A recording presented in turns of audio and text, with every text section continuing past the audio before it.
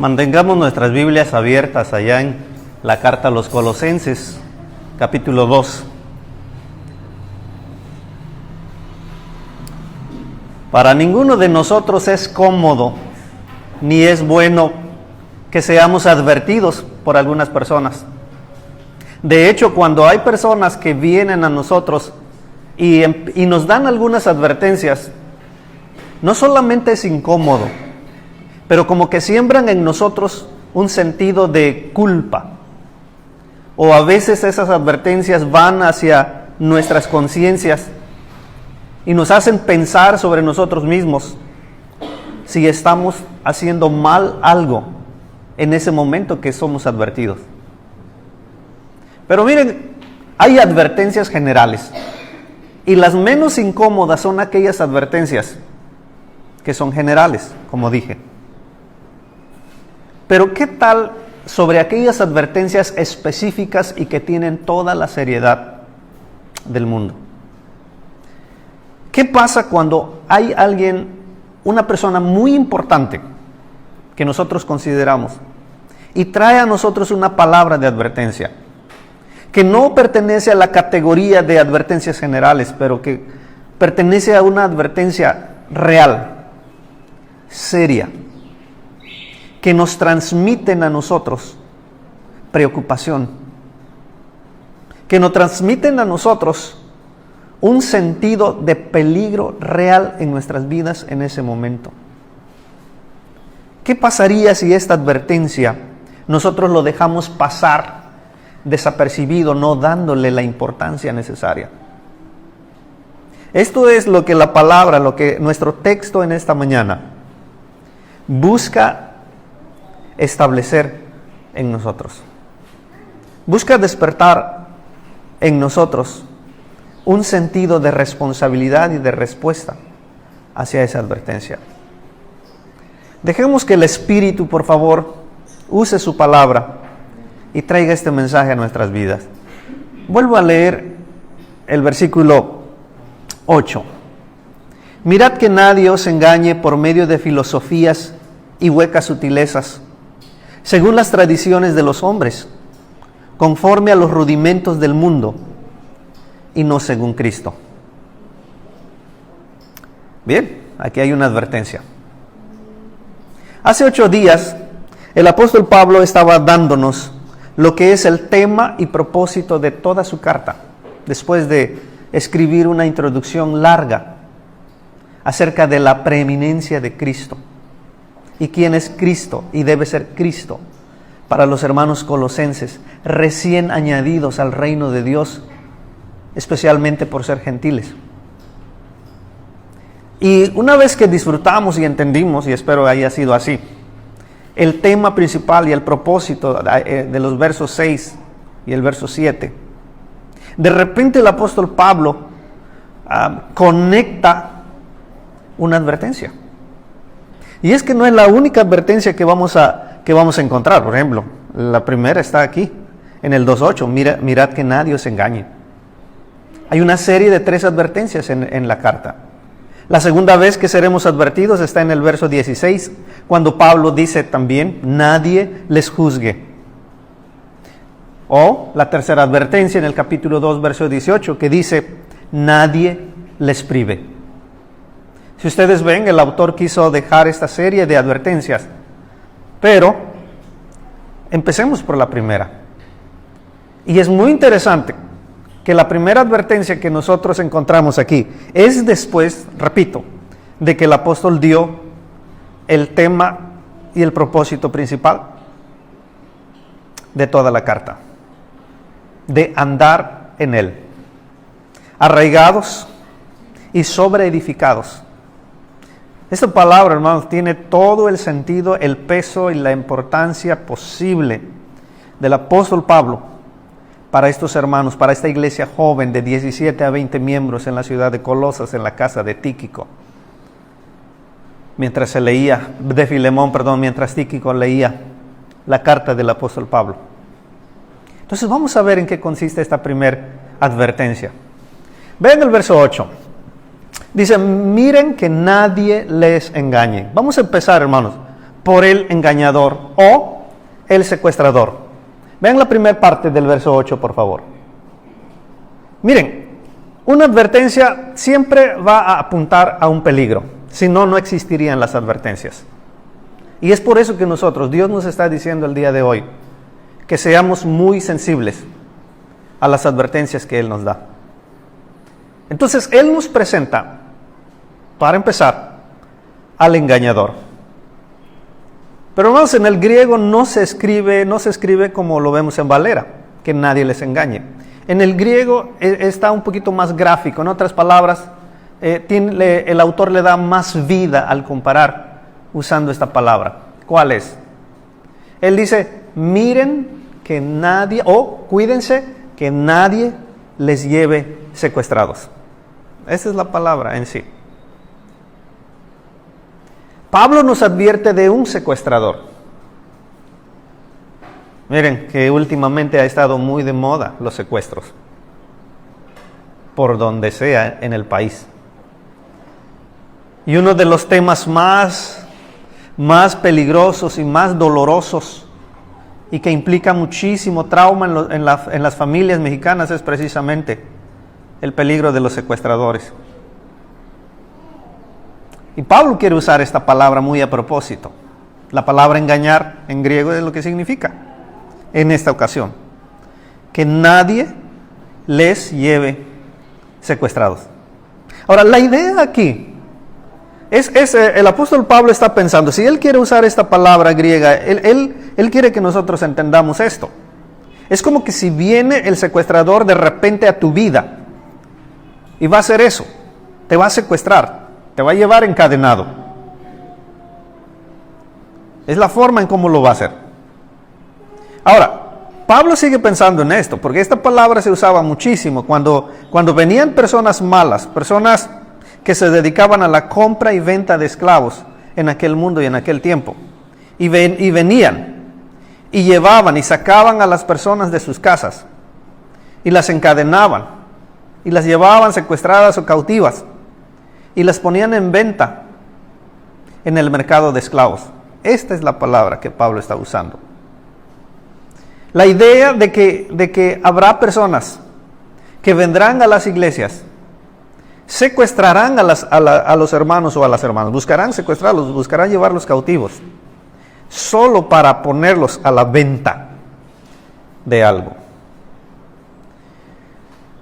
Repito, si esta advertencia no fuera seria y no fuera peligrosa, piensen conmigo por un momento, no estaría enseguida de cuando el apóstol dio su tema y su propósito principal de la carta, 2, 6 y 7. Piensen en esto, por favor. ¿Por qué Pablo iniciaría el contenido real de su carta con una advertencia o con esta serie de 3 advertencias? Porque él huele el peligro, él como apóstol huele el peligro. Él como apóstol tiene una visión un poco más proyectada adelante que el resto de sus hermanos en Colosas, y por lo tanto nosotros también.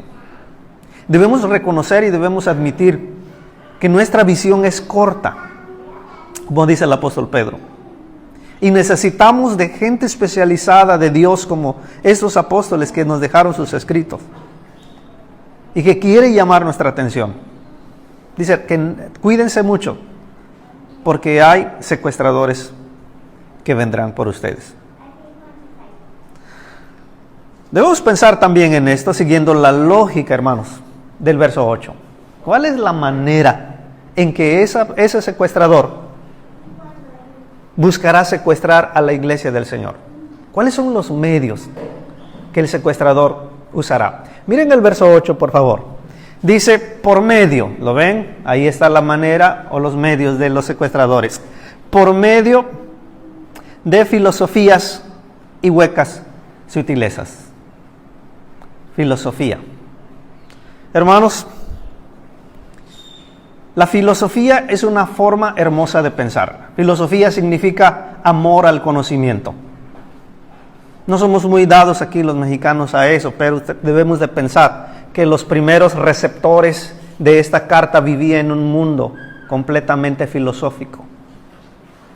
Y hermanos, aprendan algo, en sí la filosofía no es algo malo. La filosofía son principios de vida. La filosofía busca y buscaba siempre enseñar a las personas cómo ser mejores personas, cómo entender mejor la vida, cómo sacar provecho de lo mejor a la vida. Recuerden, la filosofía no es mala en sí. La filosofía viene a ser mala cuando no tiene a Cristo como centro, y más después lo veremos en detalle. La filosofía, por más buenos principios que contenga, si no tiene a Cristo como el centro de esos principios, es filosofía. Y como dice la siguiente palabra, que es sinónimo de filosofía, hermanos, huecas sutilezas. Es increíble conocer, no solamente es increíble, pero necesitamos reconocer y necesitamos admirar a las personas que tienen principios muy buenos. Seguramente todos conocemos a personas moralmente buenas, personas que tienen buen principio, familias que desde el inicio aplican, buscan, practican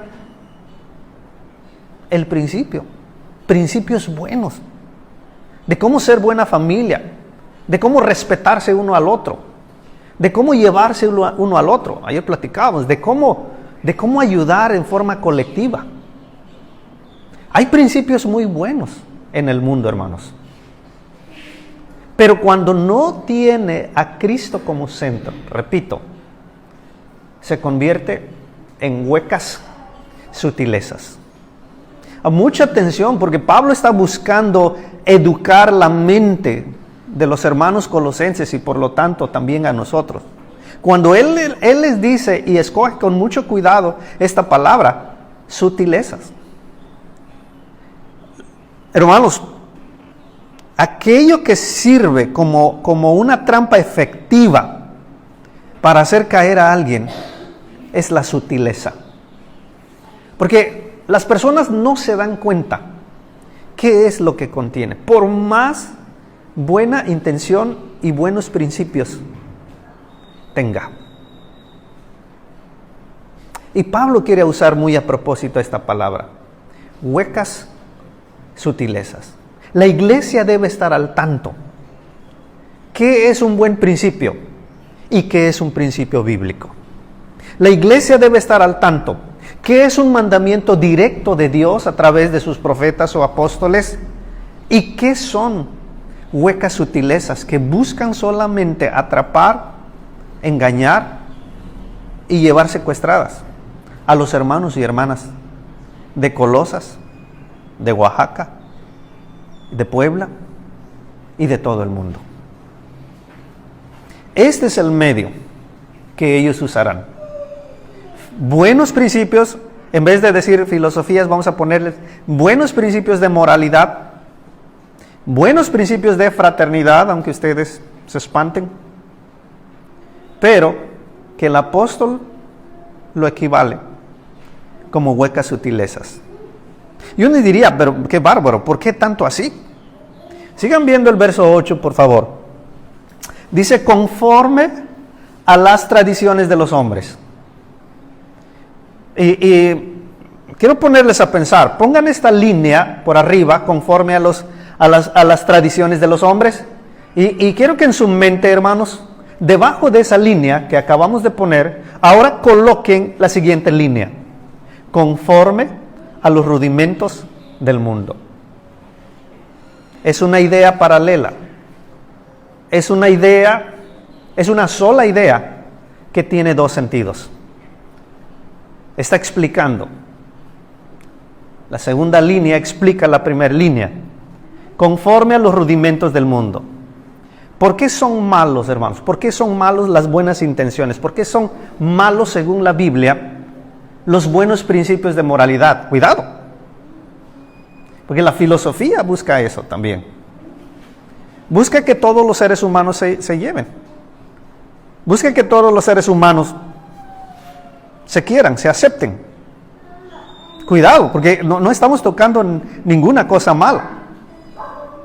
Pero cuando no tiene a Cristo como centro, como ahorita lo vamos a comprobar, se convierte en filosofía y en una sutileza hueca. ¿Por qué? Porque son conforme a tradiciones de los hombres. No es cristocéntrico. Nació en el hombre. Piensen en un segundo en esa verdad, hermanos. No es cristocéntrico. Nació de la buena intención del hombre. Y como dice el dicho, para buenas intenciones, todo el mundo. ¿No es así? Simplemente son buenas intenciones, buenos principios morales. Pero en el nombre del Señor, vean y comprueben en la Biblia cómo lo cataloga el apóstol. Son conforme a tradiciones de los hombres.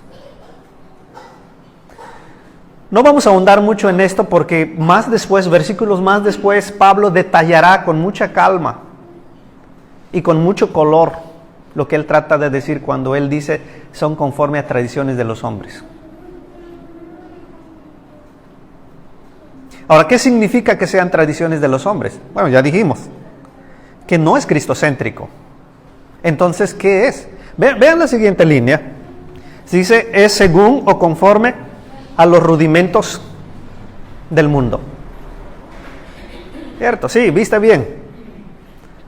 Nuevamente, no es cristocéntrico, pero es mundano. Dice, no améis al mundo, ni las cosas que están en el mundo. Por supuesto, el apóstol Juan seguramente estaba pensando en aquellas prácticas pecaminosas, prácticas de pecado abierto, prácticas de algo que los cristianos debían cuidar. Pero quiero que entiendan que el apóstol Pablo no está pensando en pecados abiertos y pecados escandalosos, hermanos. Pablo está pensando en aquello que es el primer paso para una desviación hacia el mundo. Y esta es la advertencia de la filosofía y de las huecas sutilezas que son de hombres no cristocéntricos, son mundanos, pertenecen al mundo. Ya sabemos el mandamiento, no améis al mundo, ni las cosas que están en el mundo. Amén. Sigamos, hermanos. Tercer lugar, dentro de este verso 8, ¿cuál es el peligro real? Hay un peligro real aquí, más allá de desviarse, dejándose secuestrar por estas personas, más allá de hacer caso a buenos principios morales, más allá de caer en las tradiciones de los hombres, de caer en los reglamentos del mundo, en sus principios, en sus reglas morales, más allá de ese peligro de caer, hay un peligro real que el apóstol quiere enseñarnos. Y vean la última parte del verso 8. Y es el peligro que no es según Cristo. Sin Cristo, la vida no vale nada. Como dice el himno antiguo bautista, sin Cristo no hay absolutamente nada. Sin Cristo no hay salvación. Sin Cristo es como viajar en un barco sin timón, sin ninguna dirección. Sin Cristo la vida no vale absolutamente nada. Cristo debe ser el centro de nuestros principios. Cristo debe ser el centro de nuestra existencia. Cristo debe ser el centro de nuestra conducta. Cristo debe ser el centro de nuestra filosofía. Cuando Cristo está en los principios que nosotros nos guiamos para vivir, amados hermanos, no es sutil, es real, es honesto, es sincero. Porque las cosas en Cristo son puras. Las cosas en Cristo es lo más real y es lo más puro y es lo más bueno que debe haber. La iglesia de Colosas, allá en ese valle de Lico, estaba plagada por la filosofía griega, hermanos. Era un peligro real. Y Pablo, con mucho amor, pero también con mucha autoridad, repito, después de darles el tema y el propósito principal de la carta, el apóstol quiere empezar el contenido de su carta con esta advertencia. Que Dios nos ayude, que el Espíritu nos ayude a estar abiertos y a estar accesibles a esta advertencia. Nuestra predicación podría terminar aquí. ¿Por qué? Porque es una idea aparte. El verso 8 es una idea aparte y es una introducción sobre lo que él va a estar tratando del verso 9 al verso 15. Pero para que valga la pena nuestra asistencia a este lugar, el que abramos la Biblia, la santa palabra de Dios, vamos a ver rápidamente la introducción de la sección verso 9 al verso 15. ¿Qué les parece si ahora leemos del verso 9 al verso 10? Dice, porque en él habita corporalmente toda la plenitud de la deidad, y vosotros estáis completos en él, que es la cabeza de todo principado y potestad. Escuchen bien, hermanos. La palabra con la que abre el verso 9 conecta con el resto de la sección del verso 9 al verso 15. La advertencia del verso 8 está ligada y conectada fuertemente con los versos 9 al 15. Por lo tanto, es presentado como la respuesta. El verso 9 al verso 15, hermanos, es la respuesta a la gran pregunta que nos deberíamos de hacer en esta mañana. ¿Por qué la tradición humana, con todos sus muy buenos principios y buenas intenciones, son muy peligrosas y asemejan y equivalen a estos secuestradores del cual Pablo está preocupado? Piensen en esto. Verso 9 al verso 15 es la respuesta a esta pregunta. ¿Por qué tanto así? ¿Por qué puede considerarse peligroso? Bueno, son peligros porque son tradiciones humanas que no tienen a Cristo como su centro, como su fuente, como su base.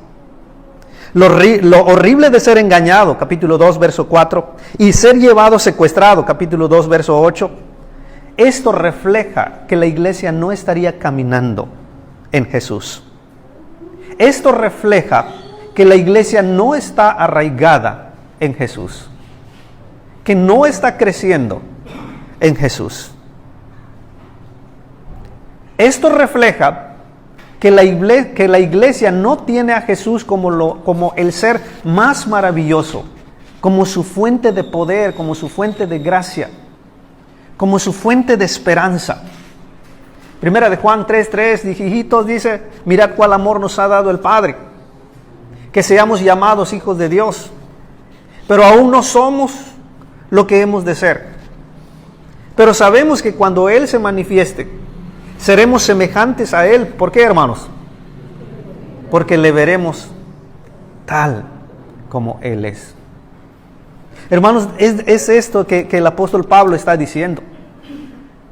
Si no hacemos caso a la advertencia del verso 8, entonces estamos perdiéndonos del verdadero propósito que Pablo está marcando aquí en Colosenses, el de profundizar nuestra fe en Jesús y el de crecer en santidad hasta ser maduros en Él. Este es el peligro real que estamos viendo si no hacemos caso a estas advertencias. La mejor protección en esta mañana contra el peligro de ser llevado secuestrado es conocer a Cristo profundamente. Miren, hermanos, ahora rápidamente veamos 3 temas que Pablo estará diciendo del verso 11 al verso 15. Lo estará, como dije, lo estará detallando muy coloridamente. Sin embargo, por ser introductivo, vamos a verlo rápido. Número 1, Dios en Cristo. Número 2, ustedes en Cristo. Y número 3, Cristo sobre todo. Rápidamente, veamos la primera, Dios en Cristo. Regresa a la idea de 1:19. ¿Se acuerdan del poema? Dice que toda la plenitud de Dios está en Jesús. Es lo que veíamos y aprendíamos del capítulo 1, verso 19. Que toda la plenitud de Dios está en Jesús. Y lo único que quiere decir es que si ustedes se dejan secuestrar, se estarán desviando de las verdades de Cristo, pero no solo de Cristo, sino de Dios mismo.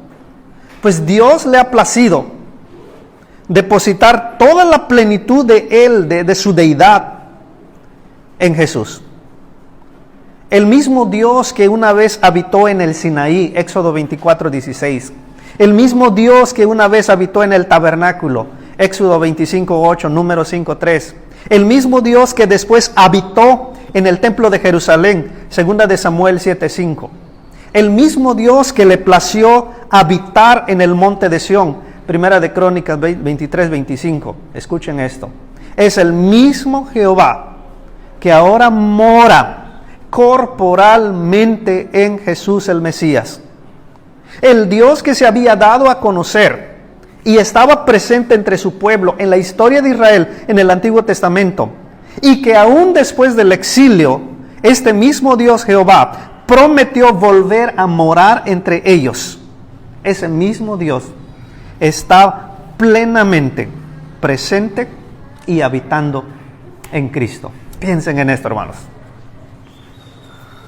Yo sé que suena a palabras de licenciado, de gente preparada, de grandes teólogos, pero yo no puedo imaginarme que hubiera 17 o 20 personas en la casa de Filemón completamente preparadas y que fueran maestros de la filosofía allá en Colosas. No. Eran hermanos, algunos ricos con sus esclavos,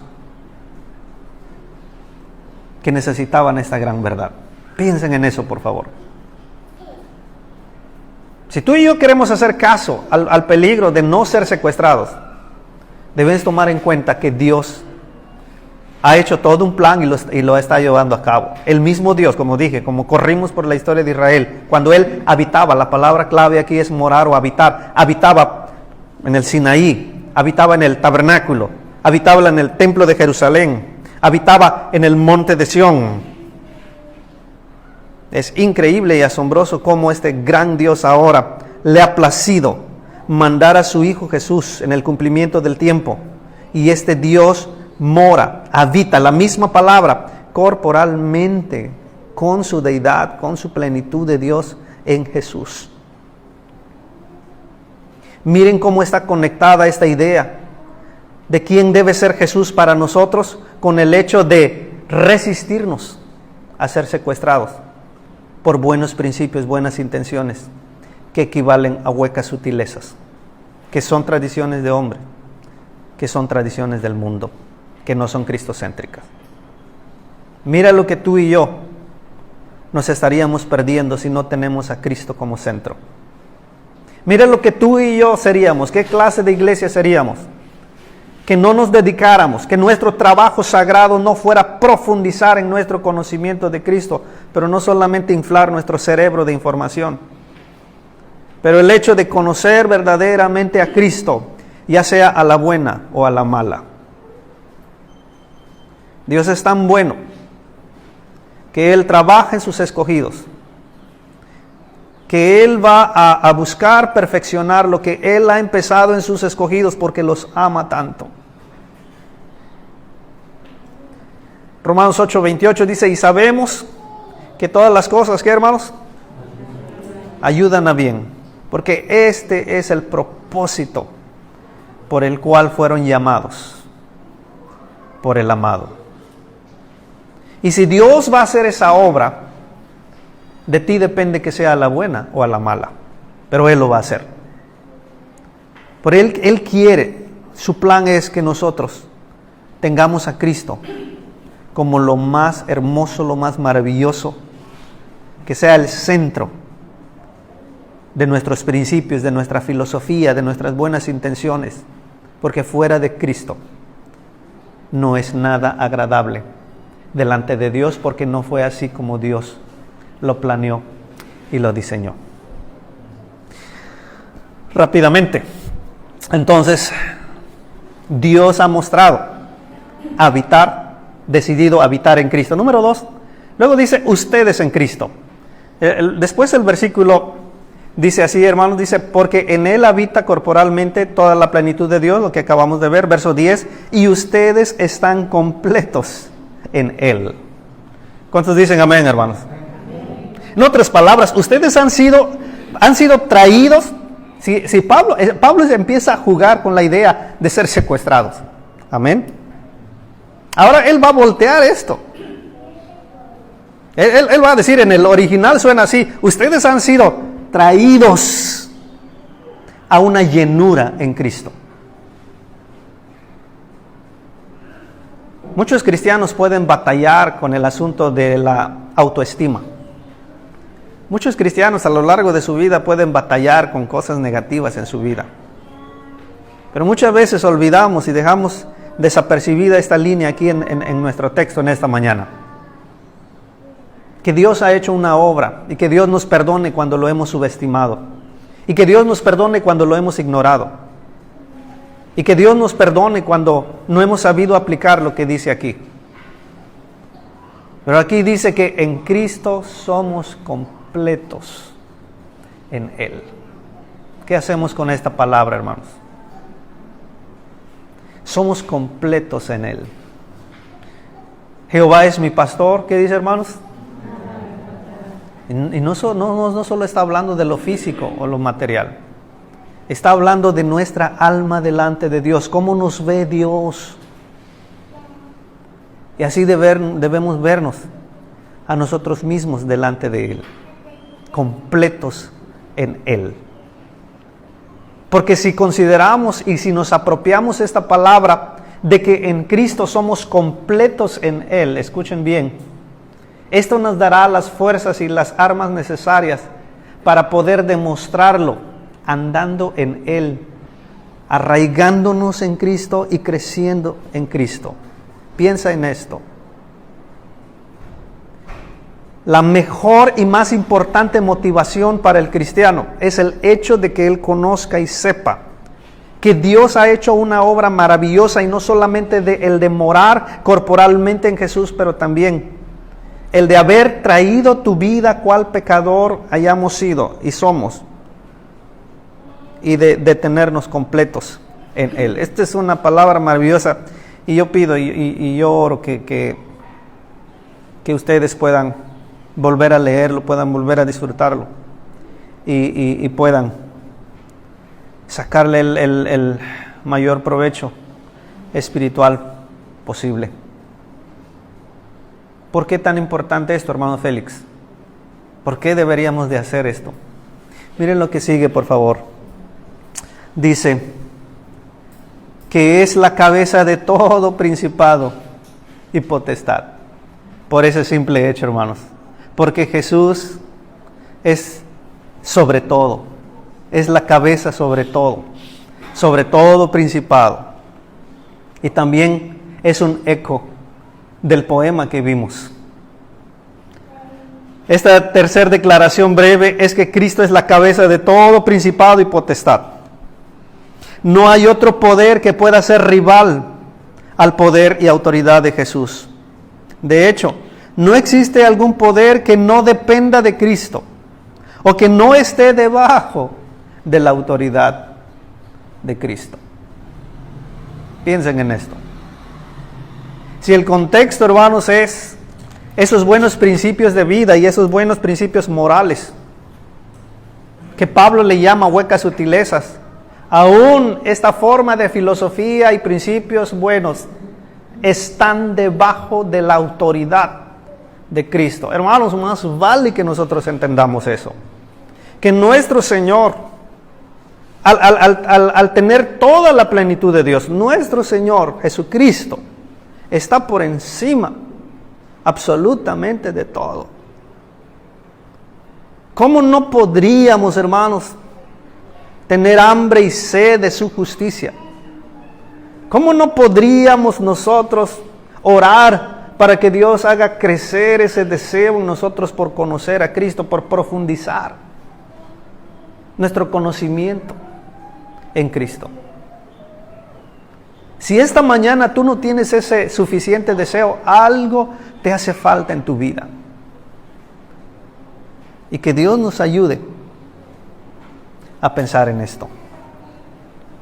Debemos terminar pensando que nuestro Señor existe y está por sobre todo.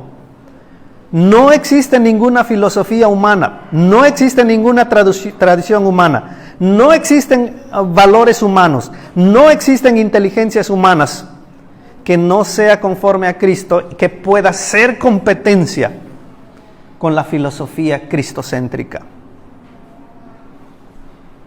Estas 3 verdades breves no son verdades simples de alguna filosofía o alguna teología. Son realidades históricas del Evangelio que hemos escuchado. La mejor filosofía que puede haber, amados hermanos, es la que Dios un día quiso humillar a su Hijo, venir al mundo a buscar y a salvar lo que se había perdido. Primera de Corintios dice: Dios avergonzó a lo más sabio y a los filósofos más grandes del mundo, Dios los avergonzó. Y Dios escogió a lo peor. Dios escogió a la escoria. Dios escogió a personas como yo, de tal manera que en Cristo lo pueda convertir en una joya, lo pueda convertir en una persona madura, completa, perfecta en Cristo. Hermanos, que esta sea nuestra esperanza en esta mañana. Que esta sea, hermanos, la mejor palabra de advertencia que escuchemos en este día. Que nosotros podamos reaccionar y podamos en Cristo ser muy cuidadosos para no dejarnos secuestrar por medio de filosofías, huecas sutilezas que son tradiciones humanas, que son conforme a reglamentos y principios del mundo y que para nada es cristocéntrico. Que Dios nos dé gracia, hermanos, para poder perseverar en esta verdad. Amén. Voy a pedir por favor a nuestro hermano Eleazar Pérez, Padre, que nos dirija en oración y que Dios tenga bien hacer viva su palabra en nuestras vidas.